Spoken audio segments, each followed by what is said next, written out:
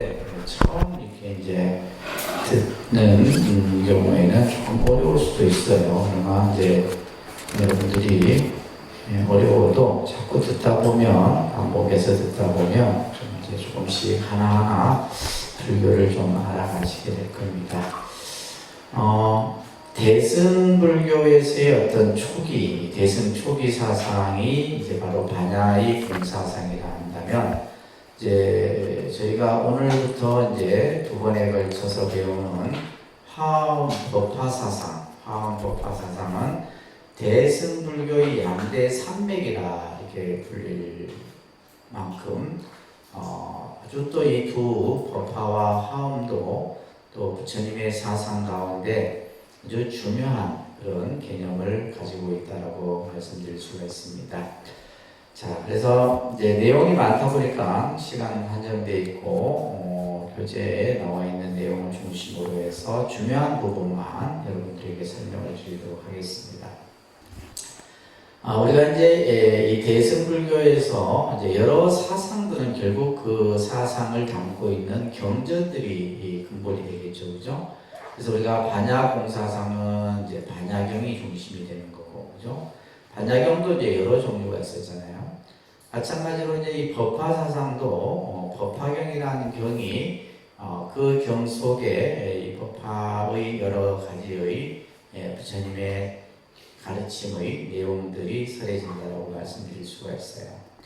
자, 먼저 우리가 경명을 한번 보면 교재도 나와 있죠. 한번 같이 경명을 한번 따라서 한번 해볼게요. 사따르마, 분다리카, 수트라. 그런다. 사따르마 분다리카 수트라. 나무 사따르마 분다리카 수트라. 보통 우리가 이제 경명을 그냥 이렇게 경명 자체도 하나의 우리가 어떻게 보면 그 경명만 우리가 이렇게 소리내서 한번 불러도 그 공덕이 크다 합니다. 그래서 우리가 이제 경명 앞에 나무라는 말을 붙여서 나무 사따르마 분다리카 수트라 이렇게 이제 하는데 이 사따르마라고 하는 말은 정법이라는 뜻이에요. 정법. 그다음에 분다리카라는 뜻은 백년, 흰 연꽃입니다. 흰 연꽃. 백년이고 우리가 이제 수트라는 이제 경이라는 뜻이에요. 그죠? 경. 그래서 이 사따르마 분다리카 수트라를 정법 백년경이다. 이렇게 이제 불릴 수가 있는데, 자, 여기에서 이제 중요한 것은 바로 이 백년을 여러분들이 눈여겨서 보셔야 됩니다. 우리가 불교에서 상징하는 연꽃이 그 색깔이 홍년도 있고, 그죠? 청년도 있고, 다양한 색깔의 연꽃들이 있는데, 여기에서의 백년, 또 이제 우리가 연꽃 그 자체의 상징성을 중요하게 이제 얘기하고 있습니다. 연꽃은 어떻게 해요? 더러운 진흙 속에서 연꽃이 자라지만 어떻게 해요? 꽃 자체는 더러움에 물들지 않는다. 그것을 이제 우리가 한자어로 하면 철염상정이다 이렇게 합니다. 여러분들 몇 번 들어보셨죠, 그죠? 다른다. 철염, 상정. 연꽃을 한마디로 이제 표현하는 글귀입니다. 다른다. 철염상정. 철염상정이다. 해서 오염된, 그죠? 오염된 곳에 있어도 항상 뭐하다는 거예요. 그 오염됨에 물들지 않고 청정한 그것이 이제 우리가 이제 불교에서 연꽃이라는 꽃을 상징하는 꽃으로서도 이제 중요하게 얘기하지만은 특히 여기에서의 백년은 뭐냐면 우리의 마음의 본성, 마음의 그 청정한 자리를 상징한다라고 보시면 됩니다. 그래서 이제 이 더러움에 물들지 않는 바로 우리의 그 청정한 마음, 그것을 지금 이제 우리가 법화경이라는 경명 속에서 그 뜻을 담고 있어요. 자, 그 밑에 보시면 같이 한번 경문을 봅니다. 같이 한번 따라갈까요? 사람의 마음은 본래 청정하다. 비록 더럽고 오염된 곳에 머물더라도 그것에 오염되지 않는다. 마치 태양의 빛이 어둠에 영향받지 않는 것처럼 연꽃이 진흙 때문에 더러움이 타지 않는 것처럼 사람의 우리 중생의 마음은 본래 청정하다. 그래서 불교에서는 우리의 마음을 청정한 마음자리, 그죠? 그 청정한 마음자리에, 그죠? 탐진치 삼독과 우리가 여러 번뇌가 그 청정한 마음을 싹 감싸고 있는 거죠. 그렇기 때문에 우리는 뭐요? 그 청정한 마음자리를 보지 못하는 거예요. 그 마음이 드러나지를 못하는 거예요. 그래서 여기서 지금 말씀하고 있는 것처럼 우리의 마음은 본래 청정하다. 더럽고 오염된 곳에 그것이 머물더라도 오염되지 않는다. 그러니까 이제 쉽게 여러분들 비유하면 순금을 땅속에 묻어놔도 그 순금은 변하지 않죠. 그죠? 예를 들면 순금 겉에야 이제 여러 오염 물질이나 이런 것들이 흙이나 이런 것들이 붙어 있다 할지라도 그 순금 그 자체는 그대로 된다. 그와 똑같은 의미예요. 그러니까 우리 마음은 본래 청정한데 그 청정한 마음이 더러운 가운데 있어도 그죠? 그 마음은 오염되지 않는다. 이게 중요한 개념입니다. 이것은 마치 태양의 빛이 어둠에 영향받지 않는 거죠. 태양이 그죠? 구름을 태양에 가려도 태양은 항상 밝게 빛나고 있는 거예요. 해는 항상 떠 있는 거죠. 해가 졌다, 못 떴다, 없어졌다, 나타났다 이게 아니다. 그래서 그런 것을 비유하면서 연꽃이 진흙 때문에 더러움이 타지 않는 것처럼 이런 이제 문수사리 정율경이라는 경에서 우리의 마음의 청정함을 얘기하고 있습니다. 자, 이 법화경은 참 경전이 다양하게 지금 현존하고 있어요. 보통 이제 한역으로 전해지는 것이 여러 본이 있는데 그 중에서도 이제 3본만이 이제 전해지고 있습니다. 자, 좀 한자어로 됐는데 첫 번째가 이제 전부 보면 이 인도의 승려가 인도성이 중국의 한자어로 번역을 해서 이제 나타난 경우들이 있는데 첫 번째는 축법호입니다. 축법호라고 하는 스님이 이제 태강은 연호예요. 중국의 연호. 태강 7년 286년입니다. 장안에서 이 장안은 당나라 때 수도가 장안입니다. 그죠?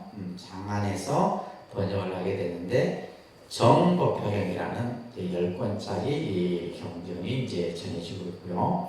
그 다음에 두 번째가 우리가 눈여겨봐야 될 이제 본입니다. 구마라집이라고 그래요. 그러니까 구마라집. 구마라집. 그래서 우리가 이제 금강경도 이제 구마라집이 이제 번역한 거예요. 그래서 구마라집.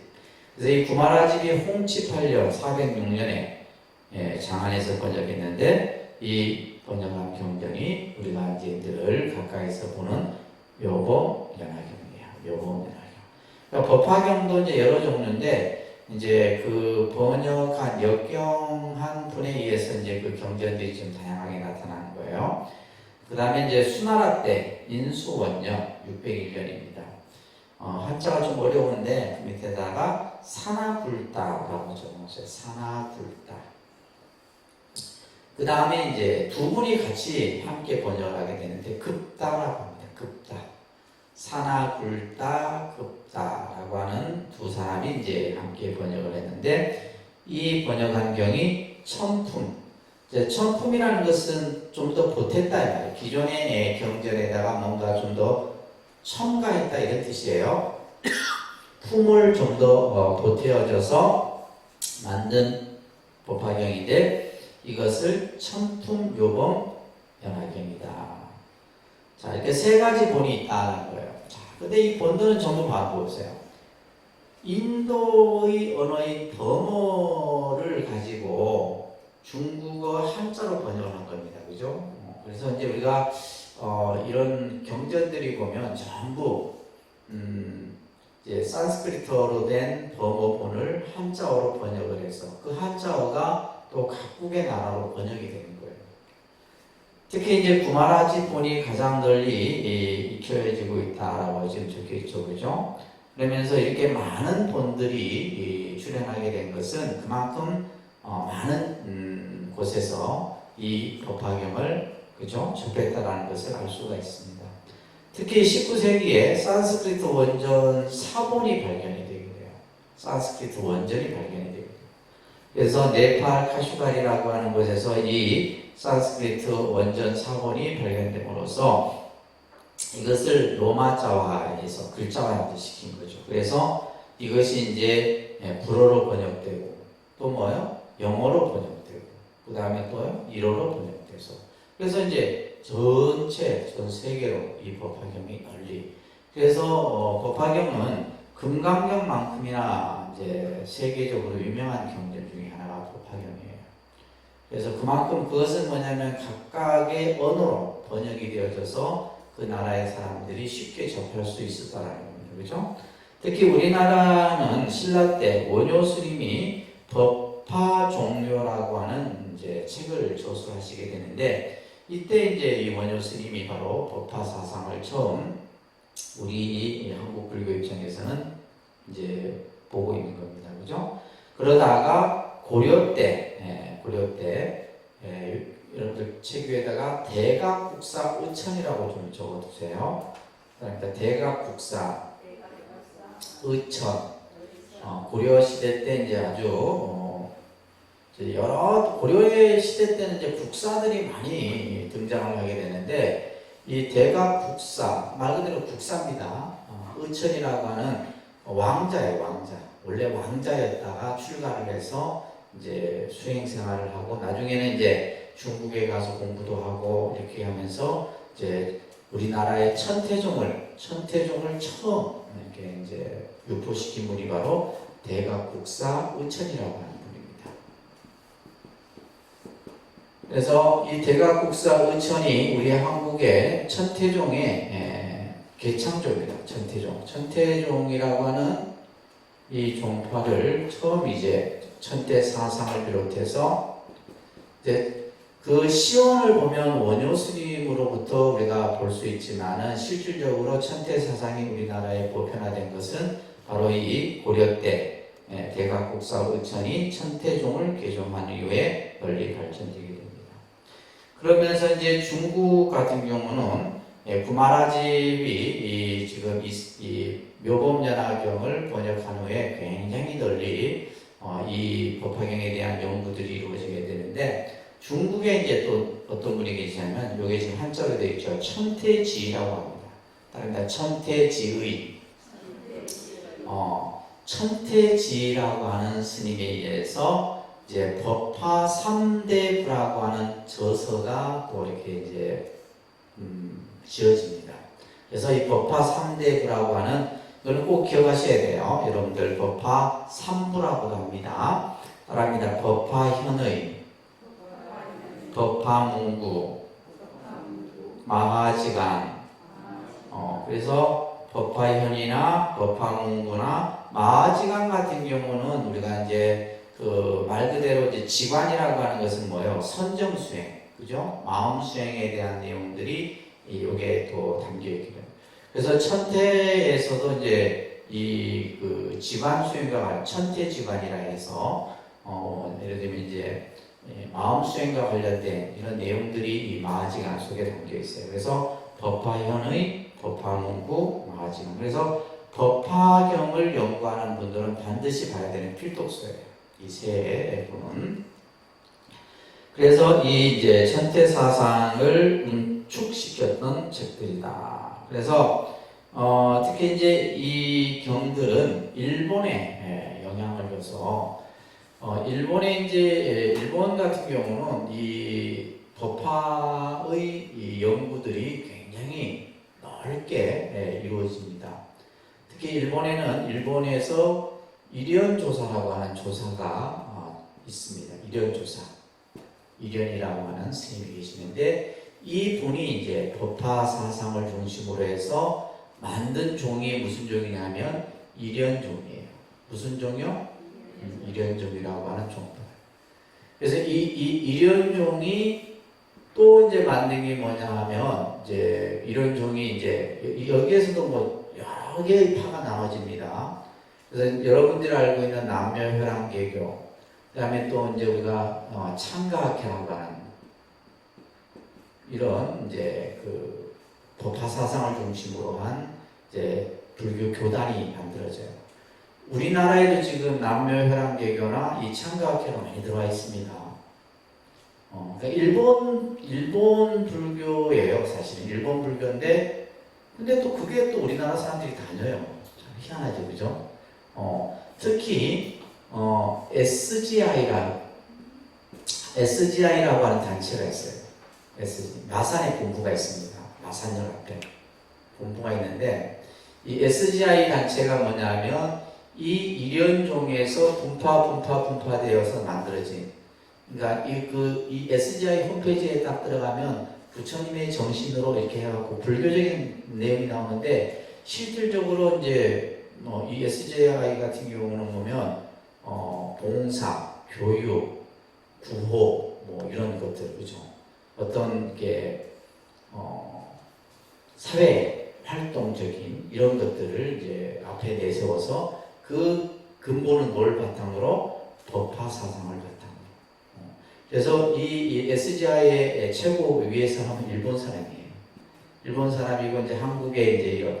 근데 이 조직이 마치 어떤 조직처럼 되어 있냐면, 그죠? 여러분들 신천지 같은 그런 조직이라고 보시면 됩니다. 그러니까 이제 어떻게 보면 불교는 불교인데 굉장히 색다른 형태의 불교죠. 그래서 이제 우리가 시대적으로 봤을 때는 시대와 함께 가는 형태의 모습이기도 하지만은 일단은 우리 한국의 불교 입장에서 보면 이제 일본 불교의 부류라고 보시면 돼요. 그러면서 그 조직들이 피라미드 조직처럼 되어 있어요. 굉장히 아주 꼼꼼하게 잘 되어 있습니다. 그래서 이제 이런 단체들이 일본 불교. 그래서 일본에는 이 일연종이라는 종파가 어느 정도 세력을 가지고 있냐면 엄청납니다.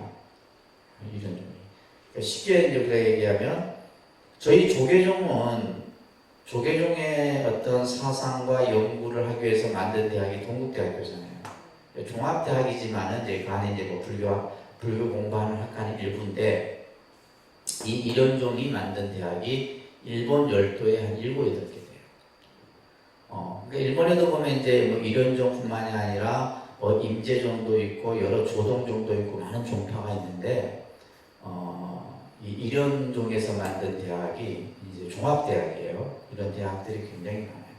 그럼 여기에서는 뭘 연구해요? 법화경과 관련된 내용들을 연구하는 겁니다.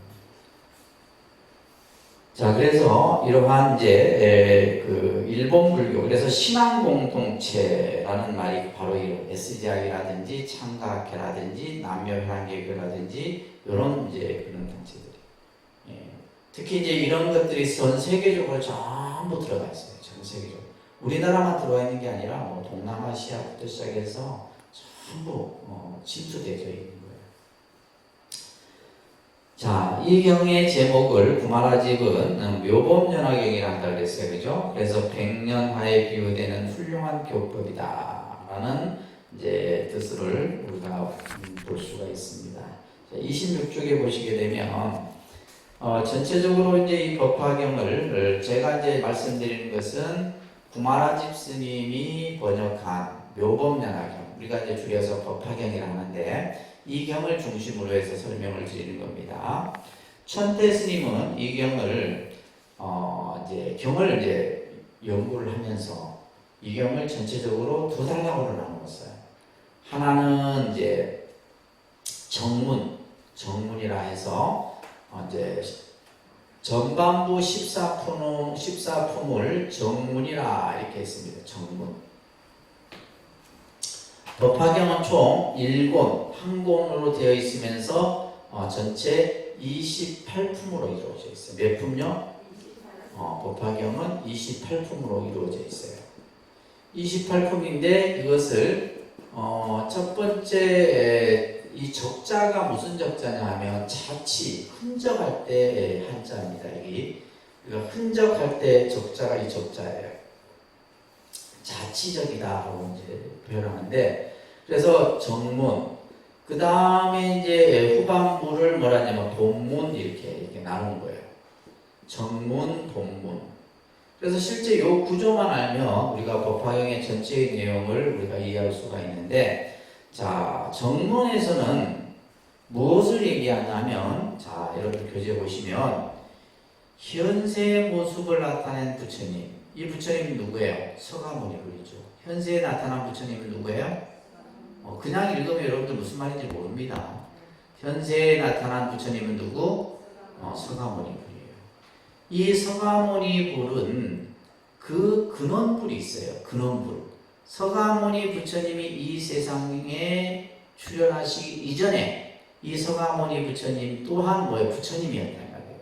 그래서 여기서 이 근원불에다가 여러분들은 법신불이다라고 써놨어요. 법신불.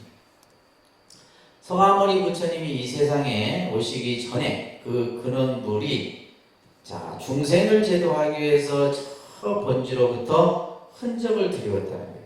다시 말해서 뭐요? 부처님이 이 세상에 왔다 간 흔적이 남았어요, 안 남았어요? 남았잖아요. 예를 들면 인류 역사상 서가모니 부처님이라는 분이 이 세상에 왔다 간 그 흔적이 남아있던 거예요. 그와 관련된 내용이 설해지는 것이 법화경 전반부예요. 법화경 전반부입니다.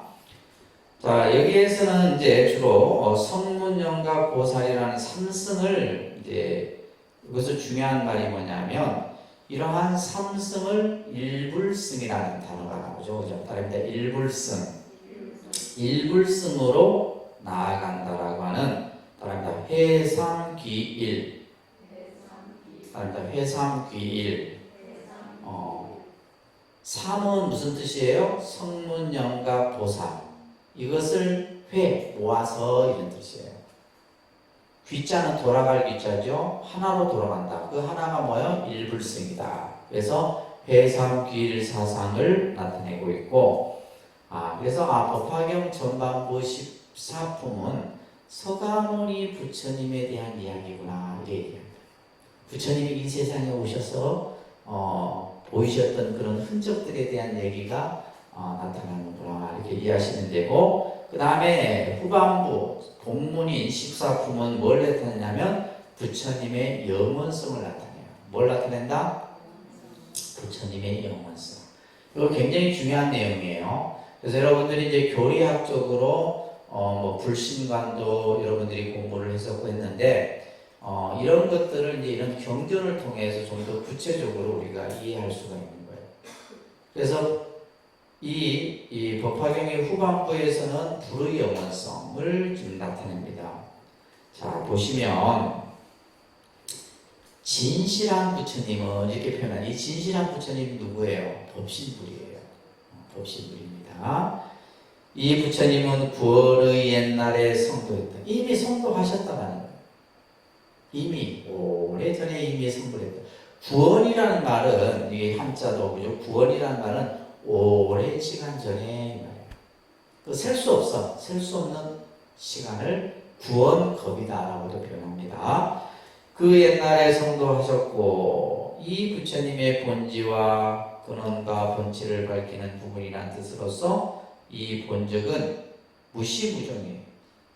그러니까 시작과 끝이 없다 이 말이에요. 언제 시작, 언제 부처가 돼서 언제 부처가 끝나느냐, 이게 없는 거예요. 무시무종 하며 상조하여 멸하지 않는 존재인 법신불이란 말이 나오죠. 그죠? 이 법신불이 중생을 구제하기 위해서 응신불 옆에다가 화신불이다라고 써놨어요. 응신불이나 화신불이 같은 말입니다. 이 화신, 응신불인 누가? 서가모니 부처님이 되어서, 속전이 되어서 이 사상에 출현하여 법을 설하는 것을 나타내고 있다. 그래서 이 정문 앞 14품은 응신불로서의 서가모니 부처님의 교서를 나타내고 있고, 본문인 뒤에 14품은 뭐예요? 구원의 근본불, 근본불은 법신불입니다. 이 부처님의 영원성을 나타내고 있는 겁니다. 그래서 서가모니 불이 구원의 부처님임을 나타내는 거다. 그러니까 이거는 서가모니 부처님이 현재 우리가 뭐 보리수 아래에서 6년 고행해서 부처가 된 게 아니에요.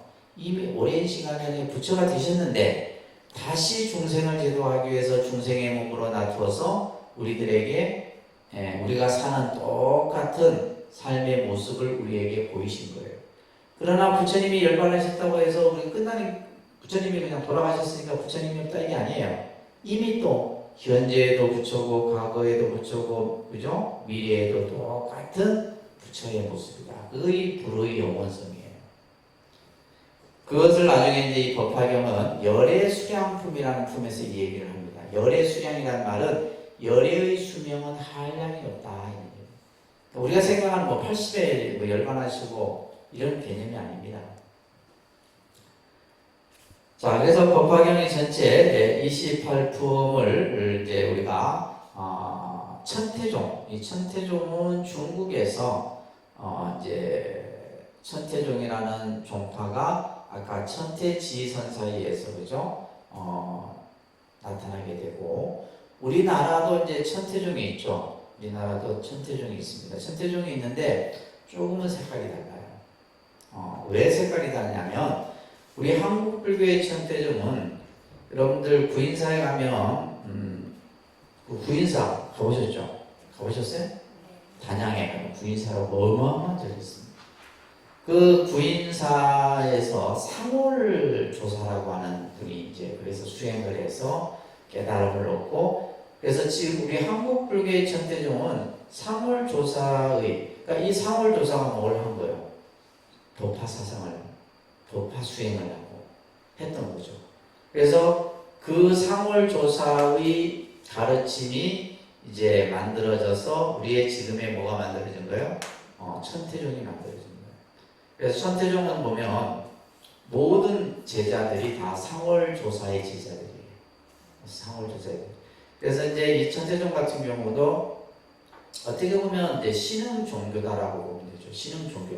원불교도 마찬가지예요. 그죠? 원불교도. 소태상에 의해서 원불교가 이제 이 원불교를 창시한 분에 의해서 결국 원불교라는 종파가 하나의 어떤 불교의 부류 안에 들어왔듯이 천태종도 마찬가지입니다. 그래서 이제 우리 한국 불교 천태종 같은 경우도 보면 법화 사상, 특히 신앙은 간음 신앙을 중심으로 해요. 신앙은 간음 신앙을 중심으로 해서 이제 시스템이나 이런 것들은 굉장히 잘 되어 있습니다. 잘 되어 있어요. 자, 보면 이 천태종에서는 방평품, 또 안락행품, 열애수량품 27쪽입니다. 관세음보살 보문품, 특히 이제 관세음보살 보문품을 신앙적으로 이제 멀리 이렇게 하고 있죠, 그죠? 그래서 이것을 사품을 뽑아서 사요품이다. 그래서 중요하게 여기는 품이다 이런 얘기예요. 전체 28품 중에. 그다음에 이제 일연종이라고 하는 일본 종파죠, 그죠? 일본에서는 방평품, 열애수량품, 열애실력품, 다라니품 이것을 이제 중요하게 여겨요. 이제 우리가 이제 이 법화 사상은 참 뭐랄까 굉장히 이 어떤 힘을 가지고 있어요. 그러니까 우리 조계종은 그 사상을 이루고 있는 것이 화엄 사상입니다. 화엄 사상. 그 안에는 뭐 반야 공사상도 있고 여러 이제 있지만은 조계종은 어떻게 보면 화엄과 선을 중심으로 해서 이루어졌다고 보면 돼요. 아까도 얘기했듯이 이제 우리가 이런 어떤 경전과 사상에 따라서 종파들이 만들어지게 되는데 특히 이제 이러한 법화경을 중심으로 해서 보면 나타나는 이런 이제 특히 이제 우리 조계종 스님들 중에서도 법화 사상을 이렇게 간혹 하는 분들이 계세요. 그래서 가장 큰 장점은 뭐냐면 통일성입니다. 통일성. 그래서 법화경은 어느 누구 하나 없이 모두를 같이 끌고 가는 힘을 가지고 있어요. 끌고 가는 힘을 가지고 있습니다. 전체가. 그래서 여러분들이 이제 간혹 법화경을 이렇게 배우고 법화 수행을 하는 사람들 보면 달라요. 이 사람들은 마치 기독교인 같아. 느낌이 그래요. 왜냐하면 이 사람들의 신앙은 한마디로 그냥 하나로 통일되어 있는 거예요. 통일돼. 그래서 우리가 이제 간혹 보면 집단화 성격이 강해요. 집단화 성격이 강합니다. 그래서 이제 주로 이제 보면 교주적 사고를 가진 분들이 주로 이 법화경을 많이 해요. 그러니까 법화경을 한다고 하는 사람 딱 보면 교주과예요. 교주과인데 이게 이제 또 좀 삿대고 또 뽕도 치고 막 그냥 이게 뭐 좀 이러면 이제 이게 완전히 삿대게 빠지는 거고 또 아닌 경우들도 있고 그렇습니다. 근데 이제 그건 여러분들이 판단하기 어렵죠. 어렵습니다. 그래서 이 법화경이 가지고 있는 그런 장점이면서도 그 장점을 잘못 쓰면 그죠? 오히려 안 좋은 효과가 나타나는 이런 것들도 있다라고 말씀드릴 수가 있어요. 자, 그런 얘기들을 바탕으로 해서 이런 걸 28쪽 넘겨보셔서 법화경에 이제 나타난 여러 가지 아주 중요한 특징들 몇 가지를 한번 보도록 하겠어요. 법화경 가운데 가장 중요한 품이 방편품입니다. 제2품인 방편품인데 여기에서 설해지는 개설이라고 하는 내용을 우리가 잘 이해를 하셔야 됩니다. 개라는 말은 열어서 알게 한다. 우리 중생들로 하여금 그죠? 부처님이 이 세상에 오신 이유, 또 부처님께서 왜 이 세상에 오셨는가, 또 무엇을 설하는가, 이것을 우리들로 하여금 열어서 알게 한다는 뜻을 가지고 있어요. 자, 여러분들이 지금까지 공부했던 내용들을 한번 보면 불교의 수행은 여러 가지 수행법들을 얘기합니다. 팔정도, 연기법, 육바라밀 이런 이제 수행법들이 있는데 이런 수행법들을 통해서 나름대로 수행의 어떤 완성을 이룬 이들이 이제 우리가 설명이 됩니다. 그것을 이제 우리가 흔히 성문 이렇게 얘기합니다. 성문, 영각, 보살, 이렇게 이제 성문, 영각, 보살이라고 하는 이제 수행의 모습들을 이제 수행의 어떤 지위를 말하는 거죠. 자, 이 성문은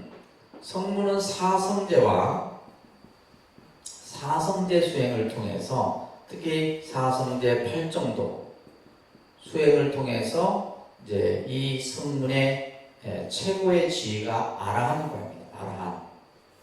아라한의 지위에 오르게 되는 거죠.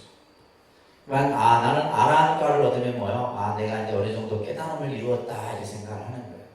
그러면 이들이 우리가 이제 성문하면 성문제자면 쉽게 얘기해서 여러분들 부처님 10대 제자를 비롯해서 뭐 금강경에 나오는 1250인 이런 제자들을 성문이라고 생각하시면 돼요. 아셨죠? 그런 제자들이 전부 성문 제자들입니다. 그래서 그 제자들은 사성제와 팔정도 수행을 통해서 최고의 수행 단계인 아라한을 다성제. 그래서 실질적으로 경전을 보게 되면 부처님의 10대 제자들은 전부 아라한과를 다 이룹니다. 아라한과 그 경지까지 다 이루어요. 또 이 영각이라고 하는 것이 있는데 영각 이것을 이제 다른 말로는 독각이라고 합니다. 독각. 그래서 여러분들 사찰에 가면 독성각이 있죠. 독성각이 이제 바로 독각을 모신 정각을 독성각이라 얘기해요. 그러니까 이 영각은 연기법을 깨치는 거예요. 연기법. 이 세상이 어떻게 존재하고, 그죠? 어떻게 생성되고 소멸되고 하는 그러한 연기의 이치를 깨쳐서.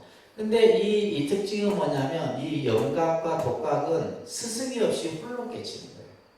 이 차이점이 있습니다. 그러면 우리가 이제 대표적으로 신앙적으로 여러분들이 이야기 쉽게 얘기하면 나반존자 같은 분들.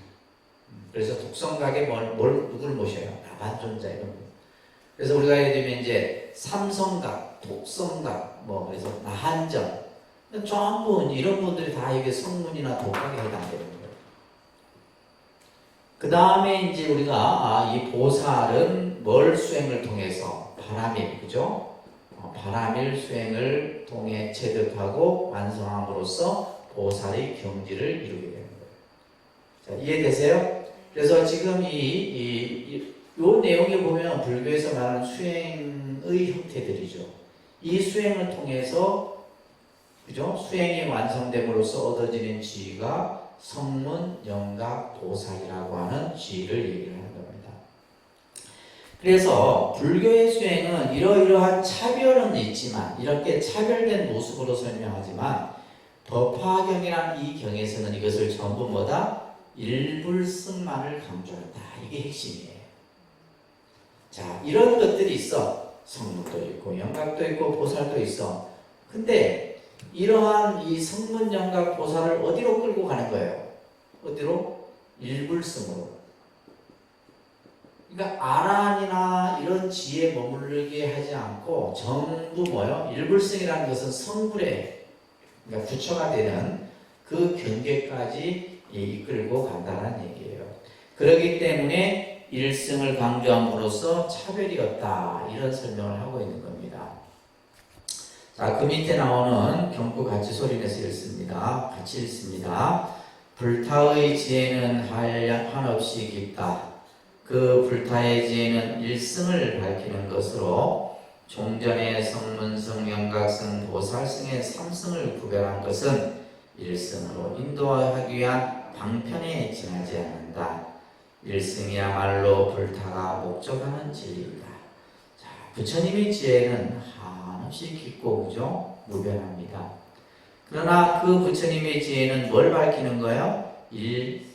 일불승을 밝히는 것이다. 그래서 이제 부처님께서 성문도 얘기하고 영각도 얘기하고 보살의 수행을 얘기한 것은 전부 뭐요? 일불승으로 향하기 위한, 여기에서 뭐요? 방편이란 말이 핵심이에요. 방편. 방편에 지나지 않는다, 이런 얘기예요. 그래서 일승이야말로 불타가 목적하는 진리이다. 이런 경고가 법화경에서 나옵니다. 자, 29쪽 보면 삼승이 일승으로 귀착된다라는 뭐의 의미를 명확하게 밝혀서 통일의 의미. 그래서 모든 것을 하나로 싹 모아요. 하나로. 통일성이 있어요. 통일성. 근데 이제 우리가 화엄사상은 뭐냐면 하나로 모으는 게 아니에요. 그냥 흩어진 그대로의 모습으로 그냥 놔두는 거예요. 그냥 우리가 눈에 보이는 그대로의 모습으로. 이게 다른 겁니다. 그러니까 무언가를 이것을 막 하나로 끌어모으는 것이 아니라 뭐요? 흩어진 있는 그대로의 모습으로 보여지는 것이 화엄의 세계예요. 근데 법화의 세계는 뭐냐면 하나로 뭐요? 전부 끌어서 이것을 다 끌고 마지막에는 부처님의 세계로 보는 거예요. 달라요. 그 세계관이 달라요. 그래서 법화의 세계와 화엄의 세계관이 다릅니다. 자, 그렇게 함으로써 성문이나 영각이라도 자기가 성불할 수 있다라는 뭐가 중요한 거예요? 확신이 중요해요. 나도 성불할 수 있다. 근데 여기서 자 보세요. 성문이나 영각 이런 이제 수행의 지혜에 오르게 되면 나는 이 정도면 됐다, 이런 생각을 갖는 거예요. 여러분들도 마찬가지입니다. 내가 기도를 해서 어느 정도 수행의 어떤 체험이나 그죠? 정도를 느끼게 되면 이 정도면 내가 이제 공부를 좀 했구나, 이런 생각을. 근데 그래서 멈추면 안 되는 거죠. 그런데 이 성문이나 영각들도 전부 뭐예요? 내가 이제 뭐 아라한 정도 됐으니까 더 이상 내가 닦을 필요가 뭐 있겠나, 이런 생각을 하는 거죠. 그런데 이제 중요한 것은 뭐예요? 이제 그래서 나는 성불할 수 없다, 이런 생각들을 갖는 거예요. 내가 어떻게 부처가 되느냐? 난 아라한 정도면 된다. 그래서 이제 이 법화경은 뭐요? 스스로 성불할 수 있다는 확신을 통해서 자신의 불성을 발견하는 데서 출발을 하고 있다. 특히 초기 대승 불교는 대소승 대립의 대승이에요. 대승이지만은 초기 대승의 모습은 소승과 대승이 서로 대립하는 모습이 나타납니다. 특히 이제 반야 사상 같은 경우에서는 소승보다는 대승을 우월적으로 설명하고 있죠. 반야 사상은 그렇습니다. 다른 처음에 대승불교가 일어났을 때는 우리가 흔히 말하는 대승불교 이외의 불교는 소승불교다, 이렇게 폄하했던 것도 이제 문헌의 곳곳에 나옵니다, 실질적으로. 그런데 이제 법화경에서는 소승과 대승을 전부 하나로 합쳐버립니다. 이게 대립이 아니라 융합의 의미로서 소승과 대승을 하나로 딱 합해버려요. 그래서 여기 그것이 바로 뭐냐면 일승이에요. 일승. 그래서 성문, 영각, 보살을 따로따로 구분하지 않고 이것을 뭘로 하나로 일승이라는 개념으로서 설명을 하고 있는 겁니다.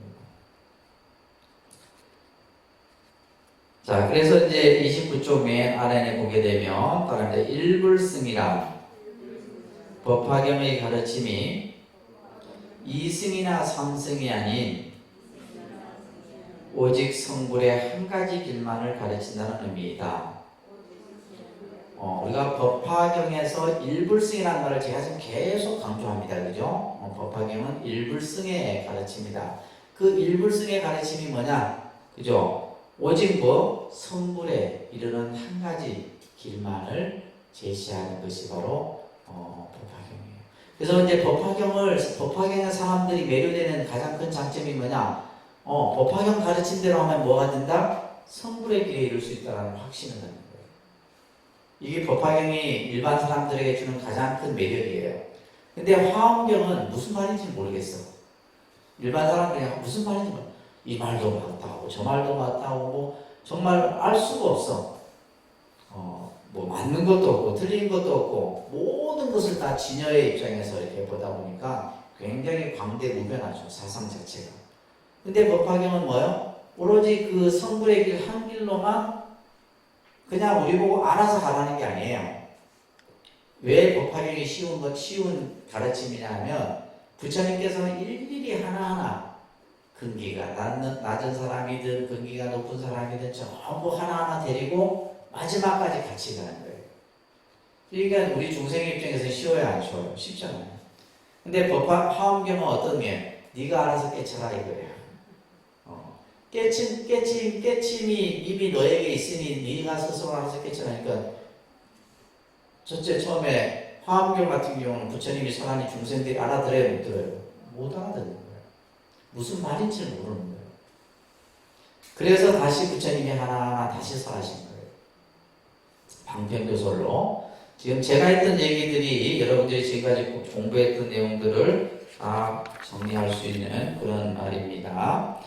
자, 그래서 30페이지 넘겨보시게 되면, 자, 이 법화경 두 번째 단락에서 모든 부처님이 따라합니다. 모든 부처님이 방편력으로, 여기서 중요한 말은 방편력이에요. 방편력. 부처님께서 방편력이라고 하는 것은 방편의 힘으로 이 말이에요. 일불승에서 삼승을 분별한다. 일불승을 목적으로 두고 뭘 설하고 있는 거예요? 성문, 영각, 보살을 설하고 있는 것이다. 그래서 이제 그 밑에 보시면 성문이란 이렇게 되어 있죠. 그죠? 따라합니다. 이거 이제 여러분들 삼승을 이 법화경에서 완전히 이해를 하셔야 돼요. 아셨죠? 나중에 이제 다른 데서는 이 삼승에 대한 얘기가 없단 말이에요. 이 법화경에서 삼승의 개념을 확실하게 여러분들이 정리를 하고 이해를 하셔야 됩니다. 먼저 삼승이 뭐예요? 성문, 영각, 보살 이거부터 외우셔야지. 성문, 따라합니다. 성문, 영각, 보살 이게 삼승입니다. 그래서 그 끝에다가 승자를 붙이는 거예요. 성문승, 영각승, 보살승 이렇게 외우셔야 돼요. 자, 그러면 도대체 성문이란 어떤 의미냐면 부처님의 가르침을 듣고 스스로 깨달음을 구하고자 수행하는 사람들, 그죠? 수행자를 말하는 거죠. 이들은 사성제의 교서를 가르치는 거죠. 사성제의 교서를 듣고 스스로 번뇌를 끊어 아라한의 경지에 도달하는 것이 뭐다? 이 성문의 목적인 거예요. 그러니까 이제 부처님의 가르침을 듣고 그 가르침을 배우고 실천해서 누굴 말하는 거예요? 부처님의 제자들을 말하는 거예요. 그래서 이것을 우리는 성문제자라 합니다. 그러니까 성문제자, 부처님의 10대 제자를 비롯해서 그죠? 많은 부처님의 제자들이 다 이러한 성문, 결국 아라한을 목적으로 수행을 했던 거예요.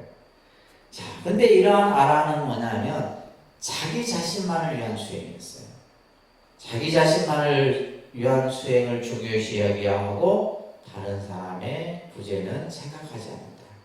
그래서 이것을 우리는 소순이라고 하는 거예요. 소순이라는 겁니다. 영각, 벽지불은 우리가 영각이나 벽지불을 같은 의미로 우리가 설명합니다. 그런데 영각 벽지불은 다른 사람의 가르침은 받지 않고서 홀로 진리인 법을 체득한 사람을 말한다. 그죠? 아까 얘기했죠. 영각은 뭐야? 혼자 수행해서 혼자 깨달은 사람. 그래서 서가모니 부처님을 벽지불이라고도 하고 때로는 영각이라고도 이렇게 불려졌어요. 왜냐하면 서가모니 부처님도 스승이 없이 그죠? 혼자 보리수 아래에서 혼자 수행을 해서 혼자 깨달음을 얻었다. 그래서 특히 이제 인도에는 수많은 사상가 또 종교 철학자들이 많죠. 그들을 전부 우리는 뭐라 그래요? 영각이라 얘기를 하는 거예요. 그리고 이제 그 밑에 보시면 끝에서 둘째 줄, 그러니까 보살이란 서원에 의해서, 이 보살의 가장 중요한 개념은 서원이에요.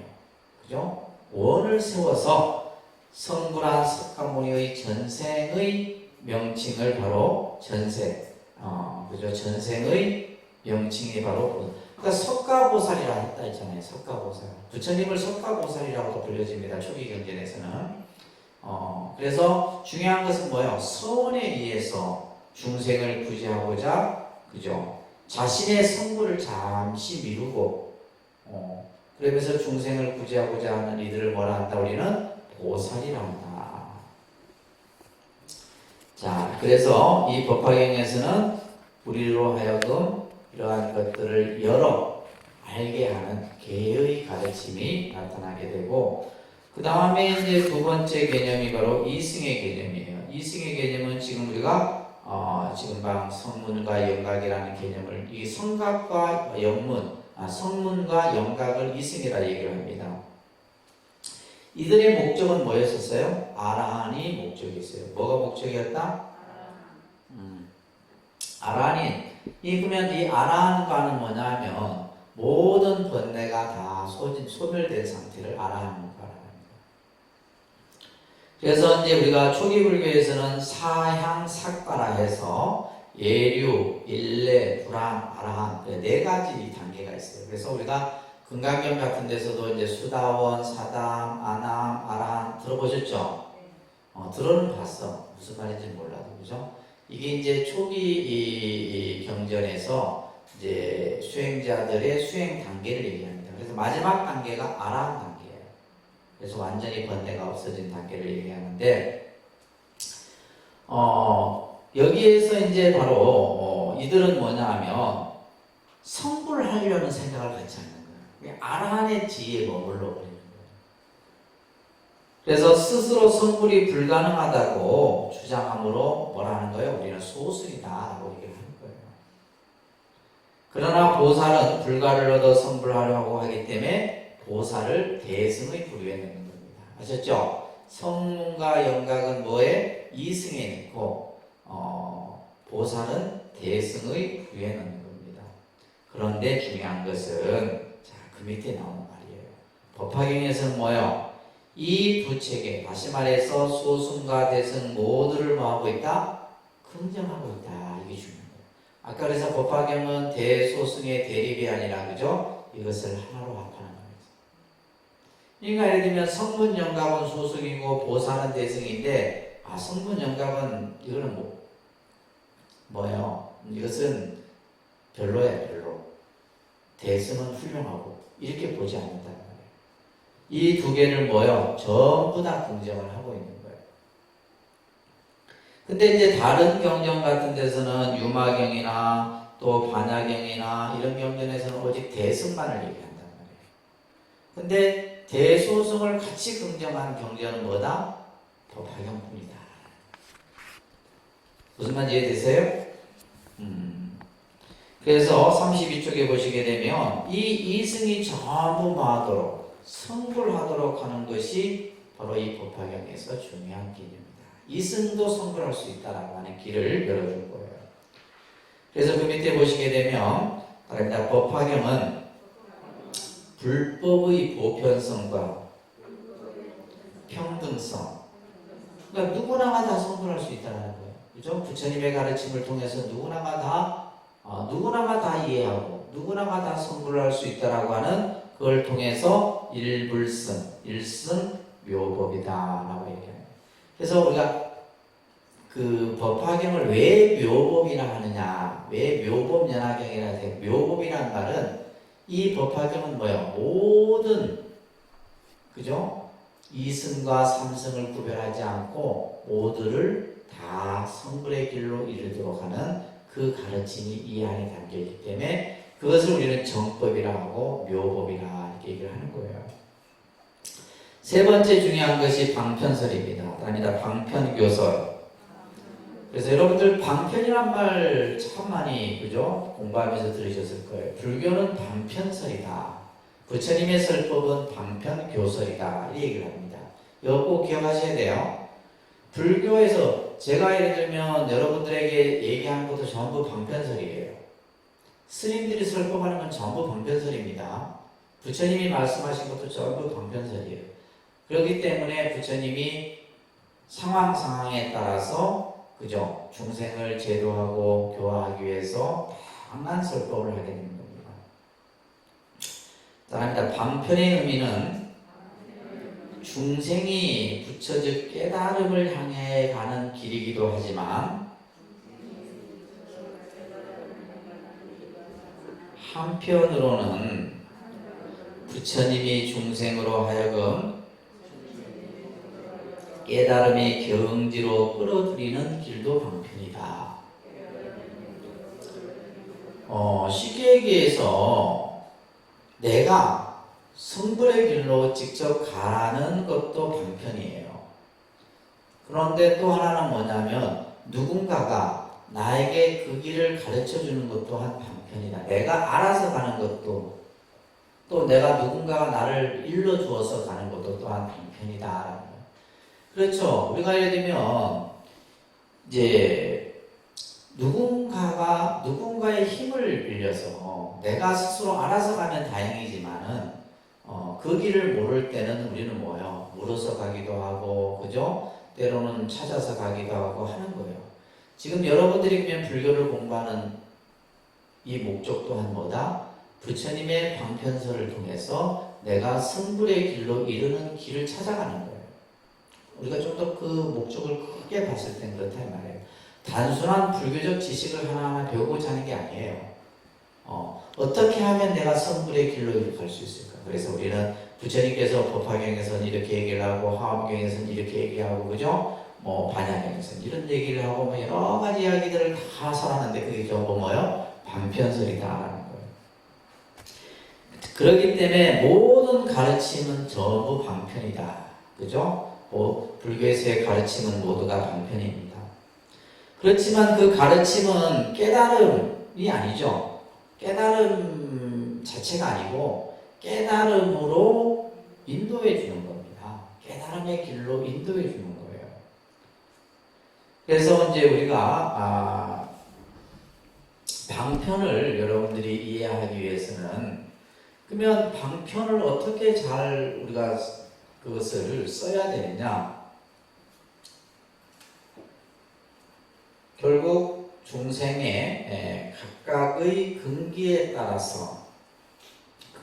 따라서 방편을 쓰는 거죠, 그죠? 우리가 이제 근기란 말 여러분들 많이 들었죠? 불교에서 근기라는 말을 쓰네요. 그다음에 근기. 이 근기가 지금 여기 나와 있듯이 이 뜻이에요. 이제 능력, 소질, 성품, 능력, 그 사람 개개인이 가지고 있는 소질, 그 사람이 가지고 있는 성품, 그죠? 기질, 이런 것들. 요즘 말로 얘기하면 재능이죠. 쉽게 얘기하면 사람이 가지고 있는 재능. 이것을 불교적인 용어로 뭐라 한다? 근기라는 거예요. 근기. 그래서 근기가 각각 다 달라. 그죠? 근기가 각각 다릅니다. 그래서 이제 우리가 이 근기를 흔히 얘기할 때 따라합니다. 상근기, 중근기, 하근기 이렇게 얘기를 하는 거예요. 그래서 그러니까 불교의 가르침이 왜 위대하냐면 바로 이거예요. 부처님께서는 근기에 따라서 중생들을 하나하나 방편으로 이끄신다는 거예요. 그래서 우리가 이제 쉽게 이제 설명하기 위해서 상근기는 근기가 좀 수승한 거예요. 머리가 영석하고, 그죠? 하나를 가리키면 열을 알고 이런 사람들 근기가 상근기입니다. 그래서 이런 사람들은 주로 이제 우리가 쉽게 이제 여러 수행법 중에 참선 수행을 참선 수행을 하게 되면 이 참선 수행이 쉬워요, 어려워요? 어려워요. 근데 가장 빠른 길이야. 어디로 가는? 성불의 길로 가는. 그러니까 우리가 예를 들면 산을 정상에 오르는데 이미 난 길로 가는 길은 되게 편하죠. 이미 닦아놨으니까 사람이 닦아놓은 길을 따라가는 건 쉽다는 말이에요. 근데 내가 빨리 올라가기 위해서 그냥 길도 아닌 길로 그냥 지름길로 막 치고 올라가요. 힘들어요. 힘들죠. 힘들지만은 일반적인 길보다는 2배, 3배 빨리 정상에 다다를 수 있어요. 그래서 이 참선 수행은 그 수행 자체가 어렵지만은 성불의 길에 이르는 가장 빠른 길이에요. 근데 이건 아무나 하는 게 아니다 말이에요. 그렇죠? 근기가 뭐한 사람? 수승한 사람이 하는 거예요. 그러면 내 근기가 수승한지 안 수승한지 어떻게 알아요? 다 알아요. 여러분들 스스로가 압니다. 다 안다 이 말이에요. 내 근기가 어느 정도 되는지 다 알아요. 그 다음에 이제 우리가 보통 이제 중근기는 뭐 경전을 보아서 깨달음의 길로 가는 이 사람들을 중근기라고 해요. 뭔가 이제 이거는 좀 그죠. 뭔가 나름대로 머리가 좀 있어야 되겠죠. 그리고 끈기도 있어야 되겠고 또 명석해야 되겠고 뭐 여러 가지 그죠. 이런 조건들. 그 다음에 우리가 이제 하근기가 연불이에요. 연불. 근데 자 여기서 여러분들이 이제 항상 제가 늘 강조했지만은 그러면 참선하는 사람은 아주 훌륭한 사람이고 연불하는 사람은 내보다 아주 못한 이렇게 보면 안 되는 겁니다. 아셨죠? 내 근기에 따라. 근데 참선을 하든 경전을 보든 연불을 하든 우리가 가고자 하는 목적은 뭐예요? 뭐예요? 일불승이다 라는 거예요. 목적은 똑같아. 이게 중요한 겁니다. 아셨죠? 목적은 똑같아. 목적은 다 일불승으로 향하고자 하는 거예요. 근데 예를 들면 참선, 경전, 연불, 주력 뭐 등등 여러 가지가 있겠죠. 그죠? 각기 다 달라. 그러니까 이제 불교는 여러분들을 하나만을 가지고 끌고 가는 것이 아니라 각각의 방편에 따라서 근기에 따라서 그렇지만은 뭐요? 그 가는 목적은 하나다. 이렇게 여러분들 이해하셔야 됩니다. 아시겠어요? 그래서 많은 근기에 상응하여 가르치는 방법도 하나일 수는 없다는 거예요. 하나 가지고는 안 되는 거예요. 다양한 거예요.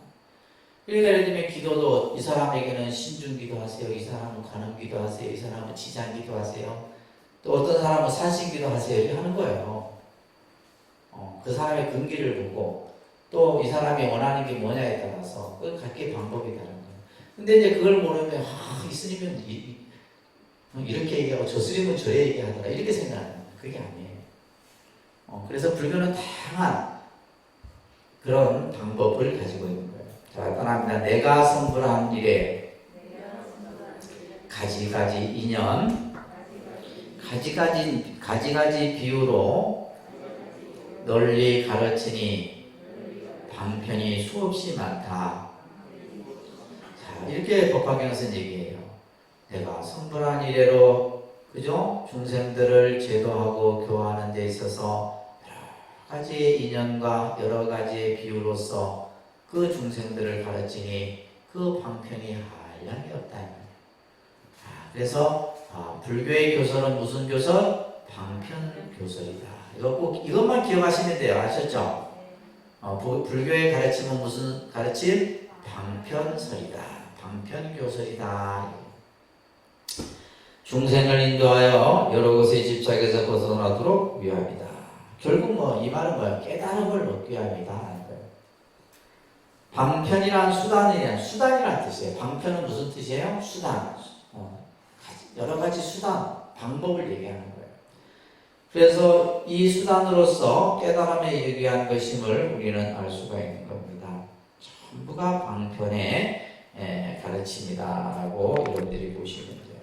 자, 34쪽에 넘겨보시면 그 다음에 네 번째는 우리가 이제 아까 영원한 부처님에 대한 관점을 이 법화경에서 가지고 있는 중요한 특징입니다.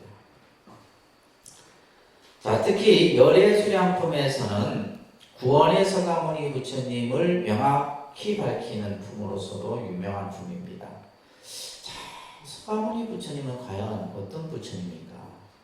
2600년 전에 우리 곁으로 오셨는데 과연 이 부처님은 어떤 분이냐라고 하는 것에 대해서 그러면 부처님이 80의 열반을 하고 나면 이 부처님은 우리와 영영 그죠? 끝인가? 뭐 그런 어떤 여러 가지 거에 대한 답을 이 열애수량품에서는 하고 있습니다. 자, 따라합니다. 서가모니 불은 영원한 과거의 성부라고. 자, 이 글자 문장 한 장을 잘 이해를 하셔야 돼요. 서가모니 부처님은 오래전에 이미 뭐예요? 부처였다. 이미 오래전에 부처님이었어요. 과거, 또 과거, 또 과거. 이미 오래전에 부처님이었어요. 그래서 이제 그러한 과거불에 대한 얘기가 우리가 전생담이나 본생담 이런 데서 설해지는 거예요. 서가모니 부처님의 과거에 대한 수행과 깨달음에 대한 얘기가 나오는 거죠. 몇 번이나 이 세상에 출연했어. 한 번 오신 게 아닙니다. 서가모니 부처님이 한 번 오신 게 아니에요. 우리가 지금 알고 역사상으로 존재했던 부처님은 서가모니 부처님이라고 한 번 알고 있지만은 실제 경전에 보면 서가모니 부처님이 이 세상에 오신 것이 여러 번이더라 이 말이에요. 몇 번이나 이 세상에 출연해서 이 법화경을 설하셨다라고 하는 얘기가 이 열애수량품에서 나오는 핵심이에요. 그래서 이미 과거에 성불을 했었고 이미 여러 번 이 세상에 오셨고 그렇기 때문에 육체의 소멸을 가지고 부처님이 우리 곁을 떠났다라고 봐서는 안 된다 이런 얘기예요. 자, 그 서가모니 부처님의 성불의 시간을 1000만억 나유타 성지급, 나유타 성지급이라고 하는 것은 이제 불교에서 아주 셀 수 없는 수를 표현할 때 쓰는 표현이에요. 나유타도 그렇고 아승지급, 그냥 아승지급만 해도 뭐 엄청난 수인데 그 앞에다가 나유타를 붙였죠. 그 앞에다가 또 숫자를 붙였죠. 엄청난 수입니다. 그 급에 비유되는 무한한 과거에 성불했는데 시간적으로 그렇게 무량함을 살아고 있는 거예요. 자, 지금의 서가모니 부처님은 80년의 생애를 우리에게 보였지만은 그 부처님이 열반의 모습을 보이신 것 또한 뭐다? 방편인 것이다. 이게 중요한 거예요. 서가모니 부처님이 우리에게 이 세상에 오셔서 그죠? 왕자의 몸으로 오셔서 출가하고 수행하고 성도하고 교화하고 열반의 모습을 우리에게 보이셨잖아요. 그것이 전부 뭐다? 방편인 것이다. 실제로는 뭐다? 영원한 본불즉 근원불이라는 거예요. 다시 말해서 서가모니 부처님을 우리는 화신불이라고 하죠. 화신불의 그 근원불이 누구예요? 법신불이다. 법신과 화신이 다르지 않다는 얘기예요. 자, 이렇게 이 세상에 서가모니 부처님이 우리들에게 육신을 보인 것은 무엇 때문이냐? 자, 이 구절이 법화경에서 아주 유명한 구절입니다. 부처님이 이 세상에 오신 이유, 그죠? 부처님이 왜 이 세상에 출연하셨느냐? 라고 하는 답은 이 법화경에서 이 문구가 정답이에요. 그래서 여러분들이 100번, 1000번 이 경구를 여러분들이 잘 읽어보셔야 됩니다. 자, 같이 한번 소리내서, 눈으로 읽으면 안 돼요. 소리내서 자꾸 반복해서 읽어보고 하셔야 돼요. 사리부리어부터 같이 읽습니다. 소리내서 생각을 깊이 하면서 사리부리어 무엇을 일러 불세존이 일대사인연으로 출현하였다고 하는가? 모든 불세존은 중생들로 하여금 지견을 열게 하고 청정한 것을 얻게 하고자 하는 까닭에 세상에 출현하셨다. 중생에게 불의 지견을 보이시고자 하기 때문에 세상에 출현하신 것이다. 중생으로 하여금 불의 지견을 깨닫게 하고자 하시기 때문에 세상에 출현하신 것이다. 중생으로 하여금 불지견의 도에 들어가게 하고자 하시기 때문에 세상에 출현하신 것이다.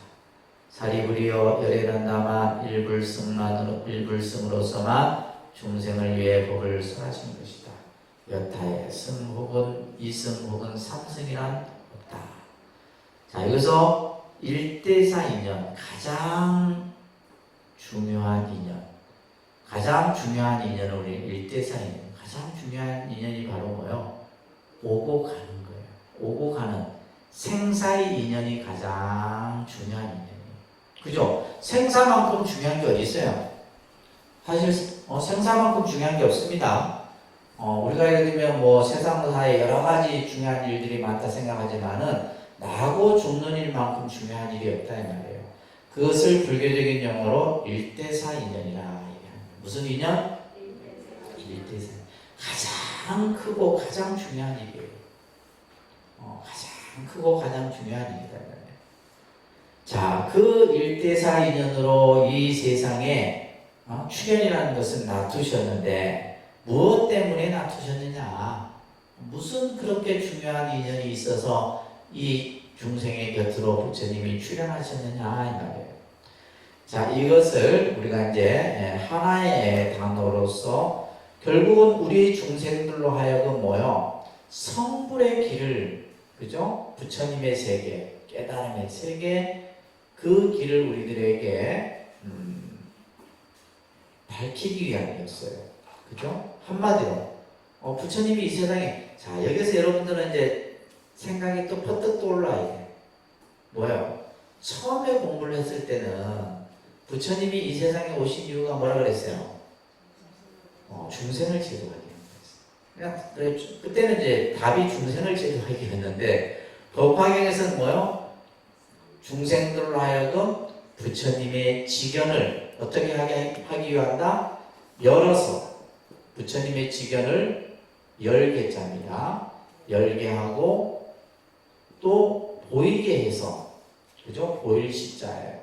그 다음에 깨닫게 해서 중생들로 하여금 깨닫게 해서 그 깨달음의 세계에 들어가도록 하기 합니다. 이거예요. 이게 지금 이 내용입니다. 부처님이 이 세상에 출현하신 이유가 뭐냐? 우리들로 하여금 부처님의 지견에 그 지견을 열어 보여서 깨닫게 해서 그 깨달음의 세계에 들어가게 합니다. 얼마나 거룩한 거예요. 그래서 처음 공부할 때는 중생을 제도하기 위해서 부처님이 이 세상에 오신 건데 이것은 이제 기초적인 교리에서 설명하는 거고 이것을 그 뜻, 그 말도 틀린 게 아닙니다. 근데 이제 좀 더 큰 의미로 보면 우리들로 하여금 뭐요? 부처님의 지견의 그 깨달음의 세계에 들어가도록 하기 위해서 이 세상에 오셨다는 겁니다. 35쪽에 보시게 되면 세 번째 단락에 중생을 제도하기 위해 방편으로 열반을 보일지언정, 부처님이 열반의 모습을 보인 것 또한 방편이에요. 실제로는 멸도한 것이 아니다 이 말이에요. 실제 육체라고 하는 것은 만들어졌다 인연법에 의해서 없어지지만은 부처님의 진실된 그 본원불은, 그죠? 없어진 것이 아니다. 항상 머물며 이 법을 설하고 있다라는 거예요. 이게 바로 뭐요? 불의 영원성입니다. 자, 우리가 그렇잖아요. 예를 들면 이제 서양의 종교에서 그들이 갖는 종교관 중에 하나가 뭐냐면 신이 항상 나와 함께하고 있다는 거예요. 그러면 그들이 말하는 뭐 예수가 됐든 하나님이 됐든, 그죠? 우리가 역사적으로 이미 다 그들은 이제 부활이라는 개념을 가지고 이제 신은 죽지 않았다라는 이런 개념을 가지고 항상 존재한다라고 생각하는 거잖아요. 그들이 말하는. 근데 불교에서 말하는, 우리는 이제 그냥 부처님이 열반하셨으니까 부처님이 이제 육체가 없어지니까 완전히 없어졌다 이렇게 이제 이해를 하는데 그게 아니라는 거예요. 이 태어나서 우리들에게 보여주신 것이 전부 뭐다? 방편의 모습이고 육체가 없어질지라도 부처님의 법은 항상 우리들에게 늘 설해지고 있다는 얘기예요. 그것을 이제 얘기하는 겁니다. 중생이 전도된 생각 때문에, 전도된 생각, 잘못된 생각이에요. 전도된 생각. 전도됐다는 말 생각이 뭐야? 뒤바뀌어진 거예요. 그죠? 잘못된 생각 때문에 가까이 있는데도 나를 보지 못하는 것이다. 부처님이 항상 여러분들과 가까이 있는데도 우리는 어디서 부처를 찾아요? 막 형상으로 찾으려고 하고 소리로서 찾으려고 하고, 그죠? 항상 내랑 가까이 있는데도 그 가까이 있는 참 부처. 그러니까 이제 이런 설법들이 이제 선에 와서는 부처가 어디에 있느냐, 그죠? 부처가 뭐냐? 마음이 부처다. 뭐 이런 식의 설법들이 나오는 거예요. 내 마음이 바로 부처다 이런 얘기가 나오잖아요. 멀리 있는 것이야. 근데 우리는 자꾸 멀리서 이 부처님의 모습을 보려고 하고, 그죠? 그러니까 이제 금강경 같은 데서는 형상으로 나를 보려 하지 말고 소리로서 나를 찾지 말아라. 열애를 볼 수 없다. 이런 이제 법문도 써지는 거예요. 아시겠죠? 이거는 법화 사상에 있어서 매우 중요한 개념이에요. 또 불교의 우리가 불타가는 입장에서 봤을 때도 굉장히 중요한 개념입니다. 불의 영원성. 그 다음에 이제 열반경에 가면 이제 법신 상주설이 나와요. 부처님의 몸은 영원하다라고 하는 개념이 열반경 같은 데서 나옵니다. 자, 이런 개념들을 이해하시면서, 자, 그러면 법화경의 사상을 잠깐 우리가 한번 좀 보면, 앞에 했던 내용들을 중심으로 해서 중요한 것만 좀 볼게요. 법화경의 사상 하면 계삼현일 사상입니다. 다릅니다. 계삼현일. 아까 우리 뭐예요? 해삼길 기억나시죠? 해삼길. 그래서 계삼현일은 다시 말해서 삼승을 열어서 일승을 나타낸다 이런 얘기예요. 삼승을 우리에게 열어 보여서 일승을 우리들에게 하여금 나타내 보이는 것이 계삼현일 사상이에요. 자, 그 밑에 나오는 경구 같이 따라서 큰 소리로 같이 합니다. 불타의 지혜는 일승을 밝히는 것으로 종전의 성문, 성령각성, 보살성의 삼승을 구별한 것은 일승으로 인도하기 위한 방편에 지나지 않는다. 일승이야말로 불타가 목적하는 진리이다. 그래서 삼승을 설한 것은 일승으로 향하기 위한 것이다. 이게 법화경의 아주 중요한 개념이에요. 아셨죠? 남들이 법화경이 무슨 경제냐면 제가 오늘 했던 얘기들을 해주시면 돼요. 또 그거 설명하려면 또 한참 또 설명해야 돼요. 그렇죠?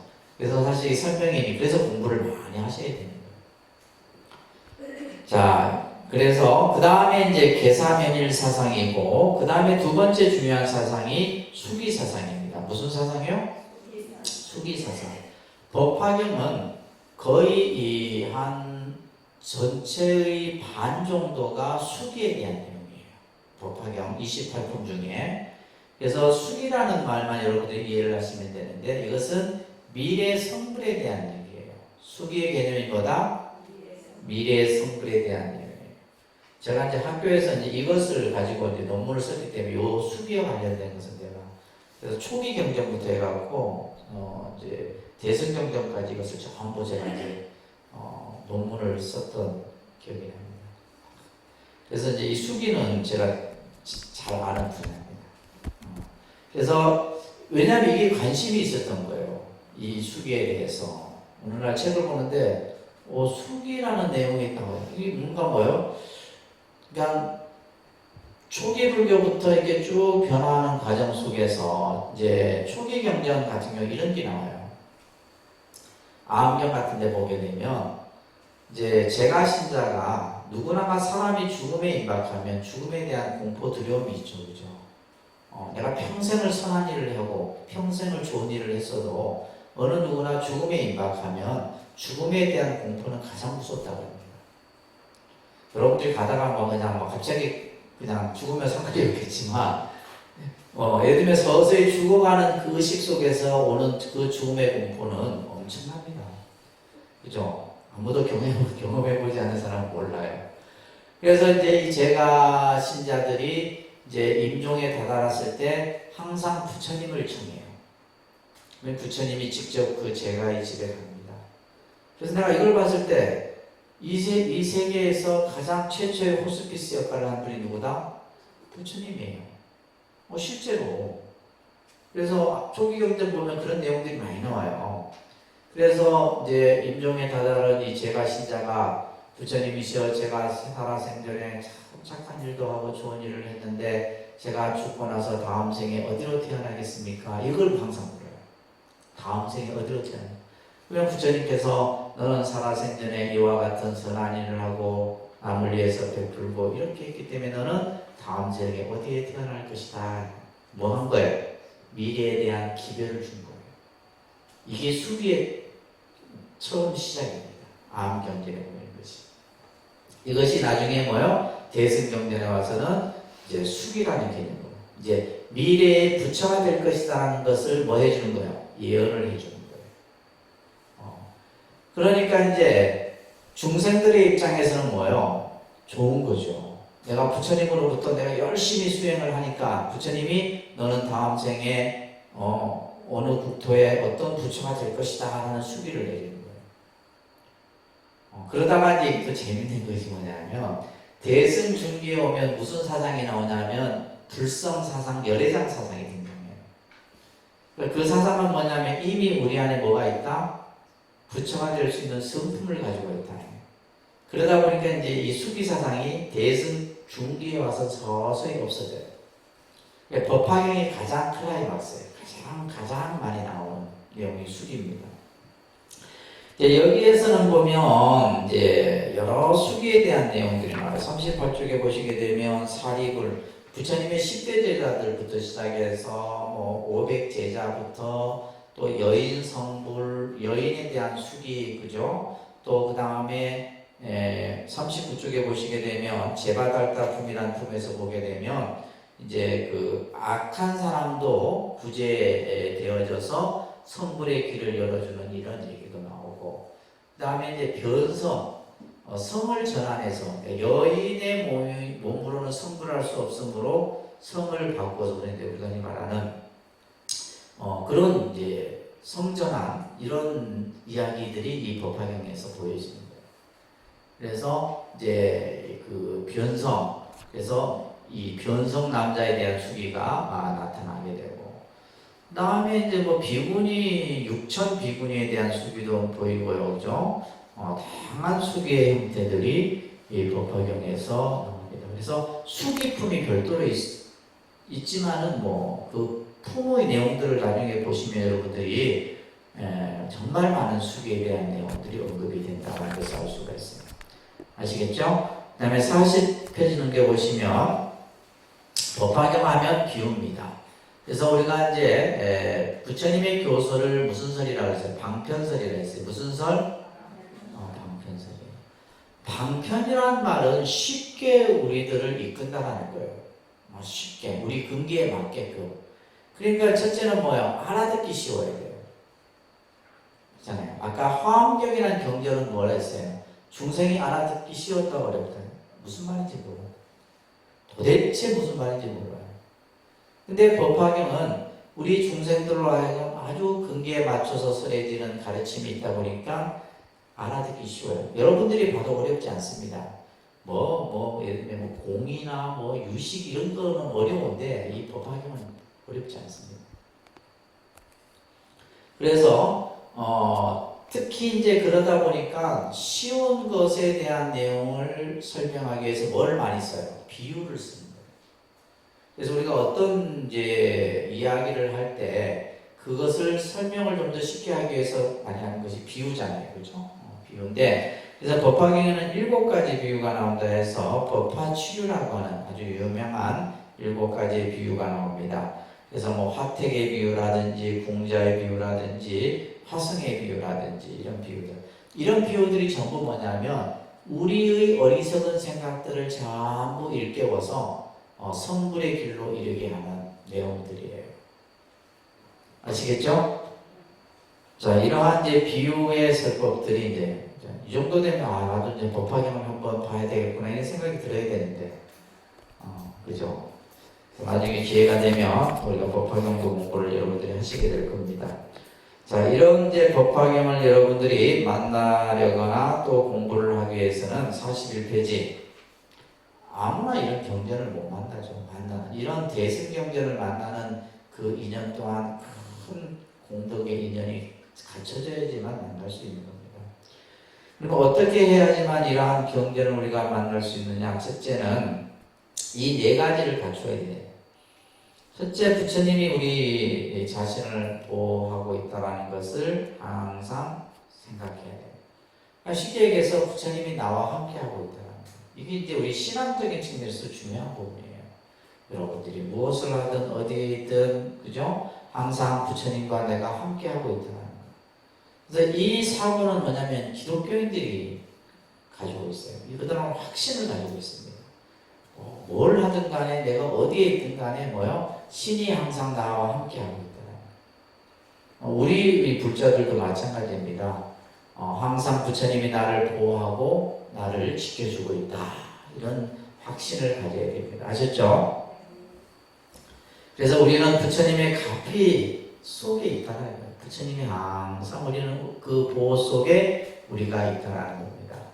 그리고 덕을 근본으로 삼아서 공덕을 많이 짓고 선한 업을 일으키고 청정한 행동을 함으로써 그런 사람만이 이 법화경을 만날 수 있고 법화경의 법을 실천할 수 있다는 얘기예요.